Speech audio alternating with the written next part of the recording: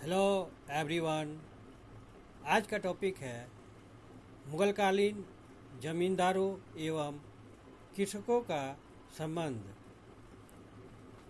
जमींदार फारसी भाषा का शब्द है जिसका अर्थ होता है भूमिपति। इस शब्द का प्रयोग मुगल काल में सामान्यतः ऐसे व्यक्ति के लिए किया जाता था जिसे किसान की उपज में एक निर्धारित अंश वंशानुगत रूप से प्राप्त होता था। इन जमींदारों की अलग अलग श्रेणियां थी। प्राथमिक जमींदार वे थे जो किसी भूमिखंड के स्वामी या मालिक होते थे और उस पर मजदूरों से खेती कराते थे। माध्यमिक जमींदार वे थे जो किसी भूखंड के मालिक थे और इस पर मजदूरों से खेती कराते थे। इसके साथ ही साथ वे अन्य किसानों से लगान की वसूली करते थे। उन्हें किसान की उपज का निर्धारित अंश प्राप्त करने का भी अधिकार था। उच्च स्तर पर जमींदार राजा थे जो उपरोक्त अधिकारों के साथ अपने क्षेत्र का प्रशासन भी स्वयं चलाते थे। सभी श्रेणियों के जमींदारों को राज्य की लगान अदा करने का दायित्व स्वीकार करना पड़ता था और उन्हें अपनी भूमि बेचने का अधिकार प्राप्त रहता था। माध्यमिक जमींदार किसानों से उपज का 10% अतिरिक्त कर के रूप में वसूल कर सकते थे, जिसे दस्तूरी या छुकुके जमींदारों के ये अधिकार एवं उनके द्वारा लगाए जाने वाले कच्चे कर भू राजस्व से पृथक थे। परंतु मुगल साम्राज्य के पतन के दिनों में यह अंतर वस्तुतः अस्पष्ट हो गया। ऐसा प्रतीत होता है कि जमींदारों के अधिकारों का आधार उन वित्तीय अधिकारों पर आधारित था जो विगत काल में किसी न किसी रूप से प्रचलित रहे थे। तुर्क एवं अफगान शासकों की भांति मुगल शासकों ने भी जमींदारों के परंपरागत अधिकारों का सम्मान किया। साथ ही उन्होंने इस संदर्भ में अधिक एकरूपता लाने के प्रयास भी किए। इसके फलस्वरूप जमींदारों को लगान देने का दायित्व और जानकारी संबंधी अधिकारों के विक्रय की सुविधा का सामान्य रूप में मुगल साम्राज्य में मान्यता प्राप्त रही। इन दो मौलिक विशेषताओं के अतिरिक्त जमींदारों के कुछ अन्य विशिष्ट अधिकार भी थे जो इस प्रकार हैं। पहला, राज्य द्वारा जमींदारी की भूमि में वंशानुगत अधिकार को मान्यता प्राप्त रही। दूसरा, लगान की वसूली और प्रशासन के मामले में जमींदारों द्वारा राज्य और कृषक के बीच मध्यस्थ की भूमिका निभाना।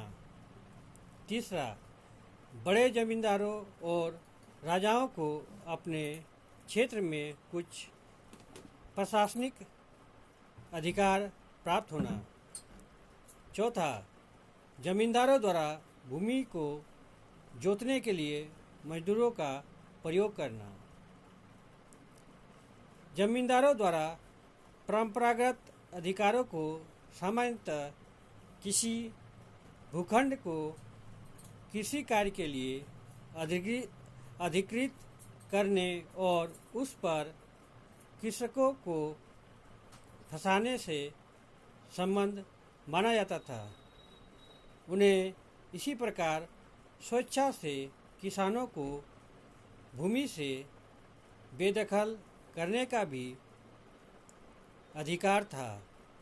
फिर भी भूमि प्रचुर मात्रा में उपलब्ध होने के कारण कृषकों को बेदखल करना जमींदार के लिए बहुत लाभदायक नहीं था।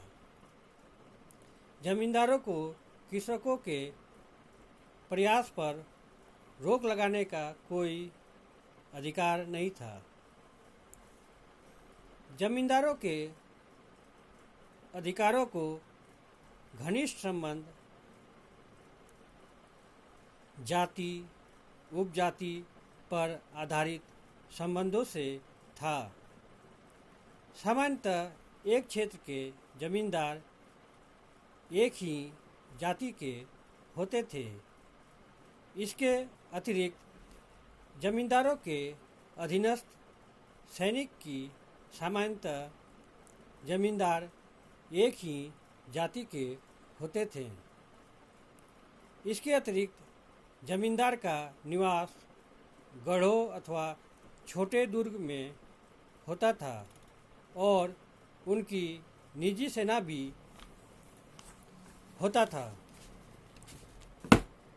जमींदारों का वर्ग इस प्रकार एक महत्वपूर्ण नैतिक कुलीनता के रूप में थे जिन्हें विशेष राजनीतिक महत्व प्राप्त था और जिनकी अनदेखी राज्य नहीं कर सकता था। यही कारण है कि मुगल सम्राटों द्वारा जमींदारों को विशेषाधिकार और सुविधाएं प्रदान की जाती थी और प्रशासन से उनका सहयोग भी प्राप्त किया जाता था।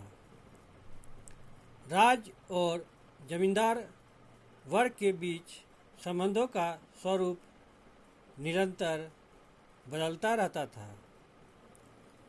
महान मुगल सम्राटों के अधीन जब केंद्रीय प्रशासन सशक्त और सुदृढ़ था तो जमींदारों पर मूलों का नियंत्रण भी पूर्णतः बना रहा, क्योंकि जमींदार यह जानते थे कि केंद्रीय प्रशासन से असहयोग अथवा उनकी सत्ता को चुनौती देना उनके लिए हानिकारक होगा। उन्होंने प्रशासनिक कार्यों में केंद्रीय सत्ता के साथ सहयोग भी किया, परंतु उत्तरकालीन मूलों के अधीन जब केंद्रीय सत्ता पतनशील हो गई तब जमींदारों का वर्ग भी अनुशासनहीन हो गया। 18वीं शताब्दी में जब एक और जमींदारी प्रथा के संकट ने केंद्रीय प्रशासन को पंगु बना दिया और दूसरी ओर कृषकों के विद्रोह ने राज्य में अराजकता का वातावरण बना रखा था, जो जमींदारों ने इसे अराजकतापूर्ण परिस्थिति का लाभ उठाया और केंद्रीय सत्ता का विशेषकर अपने लिए स्वतंत्र राज्य का निर्माण करने में लग गए हैं। इसमें भी मुगल साम्राज्य के पतन का क्रम तीव्र हो गया। मुगल काल में ग्रामीण समाज में जमींदारों के अतिरिक्त एक विशाल और महत्वपूर्ण वर्ग कृषकों का था। ये दो श्रेणियों में बटे थे, खुद काश्त और पाही काश्त। खुद काश्त भूमिपति किसान थे।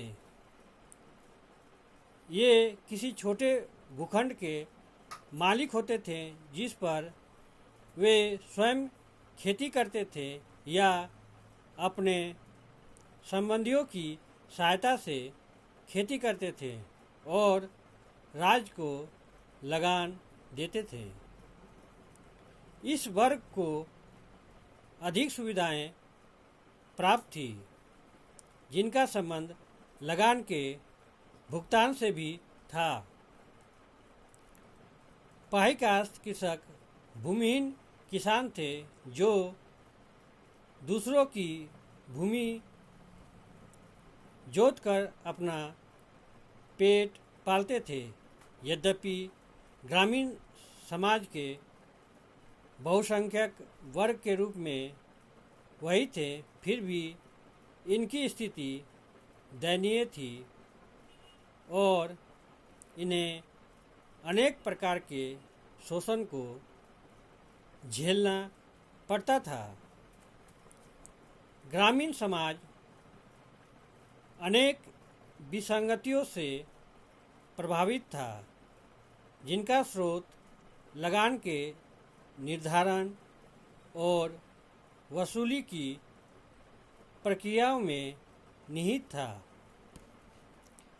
इन विसंगतियों का आभास उत्तर मुगलकालीन प्रशासनिक साहित्य में और भक्त संतों विशेषकर कबीरदास और गुरु अर्जुन देव की रचनाओं में होता है।